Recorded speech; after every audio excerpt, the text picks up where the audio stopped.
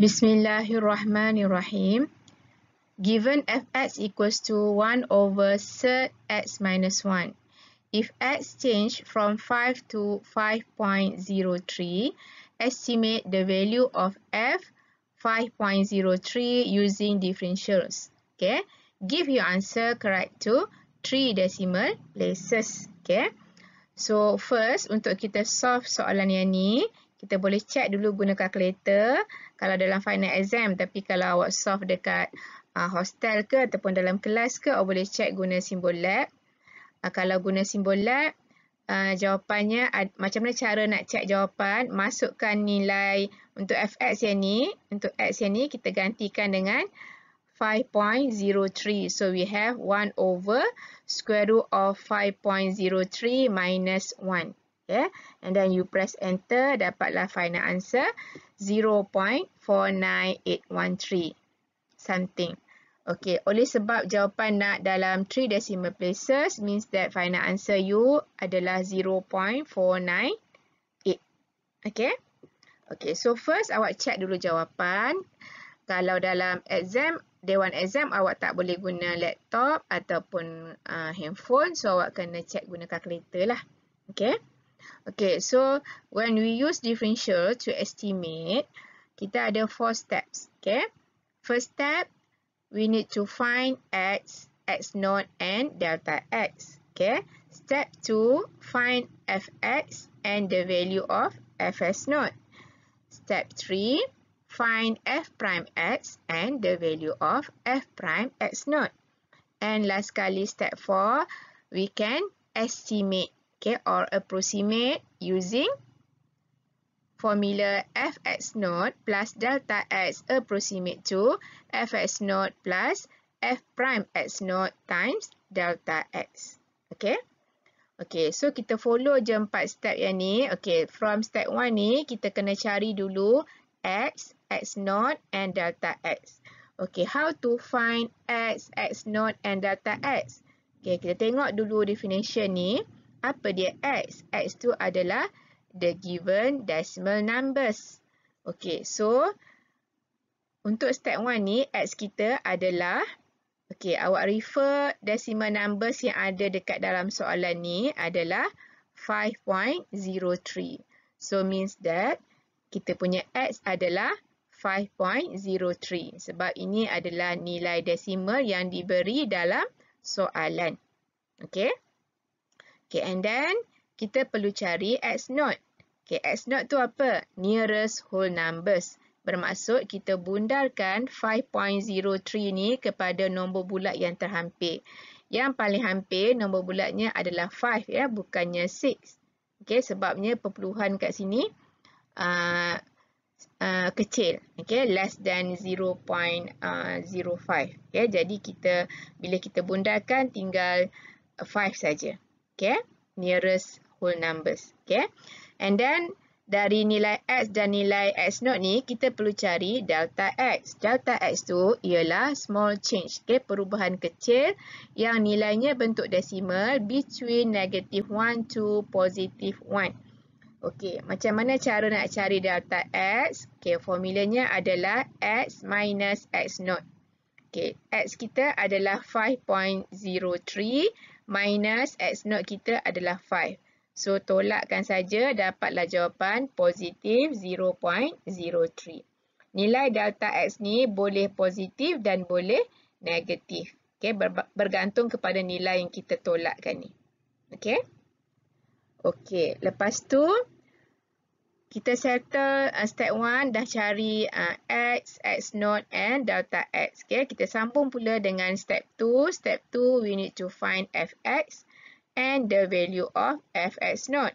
Okay, fx, oleh sebab dalam soalan ni dah memang bagi dah fx, so kita just follow saja. Okay, fx equals to 1 over third x minus 1. Okay.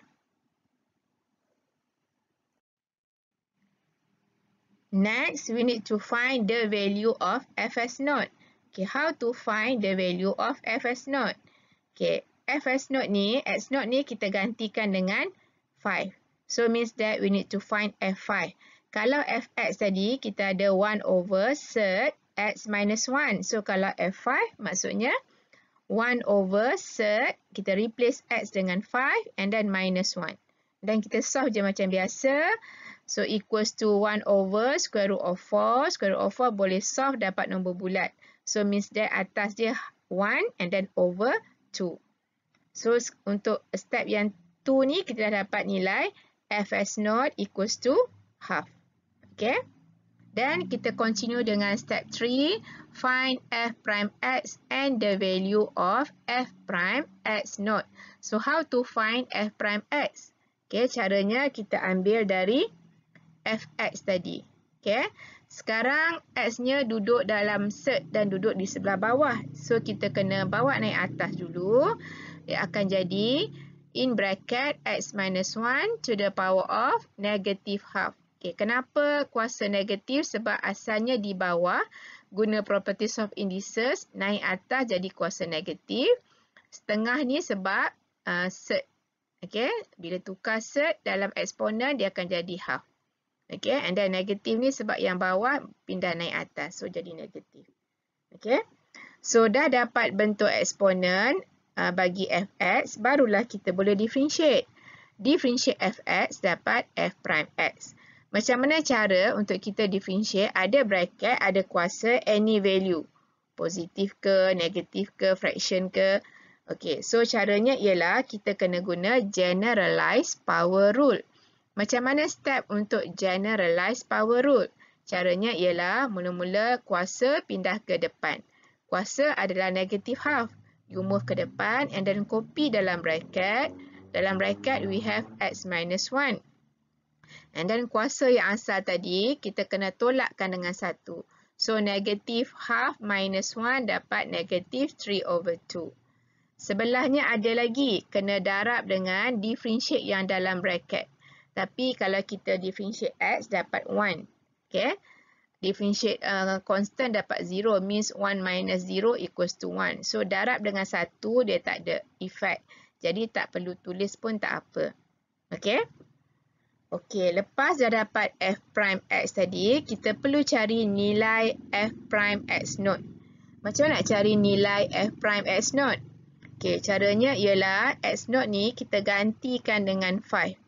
Kalau f prime x tadi, x duduknya di dalam bracket yang ni. Sekarang kita nak cari nilai f prime 5. So, caranya kita gantikan saja x yang ni dengan 5. So we have half and then in bracket 5 minus 1 to the power of negative 3 over 2. Okay. Okay, and then yang dalam bracket ni kalau kita solve dapat 4. Yang lain tu masih lagi sama, negative half and then to the power of negative 3 over 2. Yang ni sebenarnya boleh terus je solve guna calculator.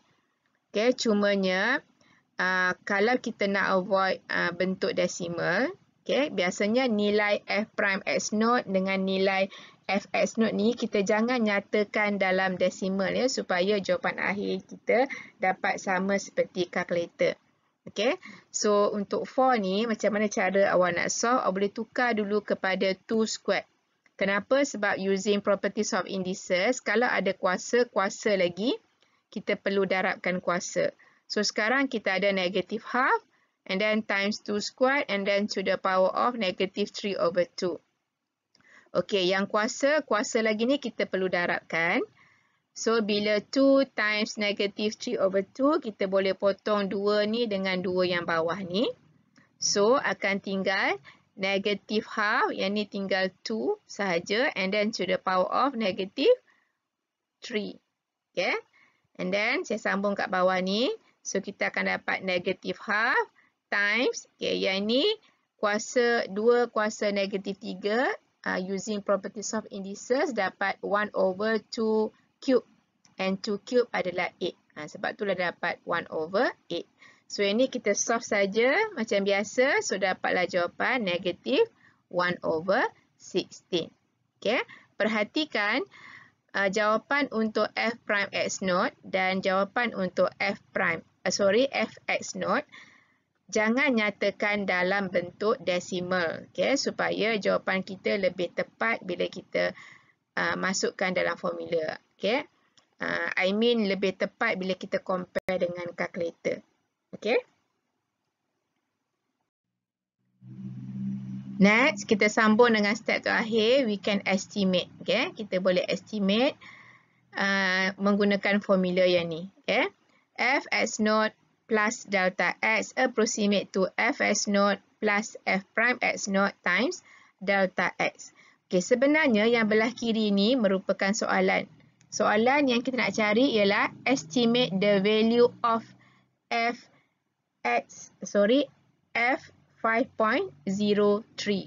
Bermaksud yang belah kiri ni kita tulis sebagai F 5.03. Sebabnya kita nak estimate F 5.03.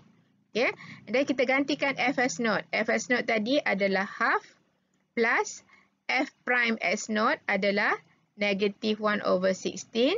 And then our delta X adalah positive 0.03. Okay. And then you tekan je calculator. Dapatlah jawapan 0.498. Okay. Kita stop sampai sini je sebab kita nak jawapan correct to 3 decimal places. Okay. Awak kena refer balik soalan nak berapa titik perpuluhan. Okay. Kalau awak compare dengan jawapan simbol lab ataupun kalkulator, perhatikan sama. Okay. Okay, jadi bermaksud jalan kerja yang ni semua betul. Differentiate betul. Nilai Fs naught, nilai F prime S naught betul. Okay, that's why dapat jawapan akhir sama seperti kalkulator. Okay. Kalau awak nyatakan F prime S naught dalam bentuk desimal, boleh jadi jawapan akhir awak ni akan lari sikit dari kalkulator. Kalau nak jawapan yang lebih tepat, jangan nyatakan bentuk desimal ketika belum jawapan akhir. Jawapan akhir saja barulah kita tulis dalam desimal. Okey?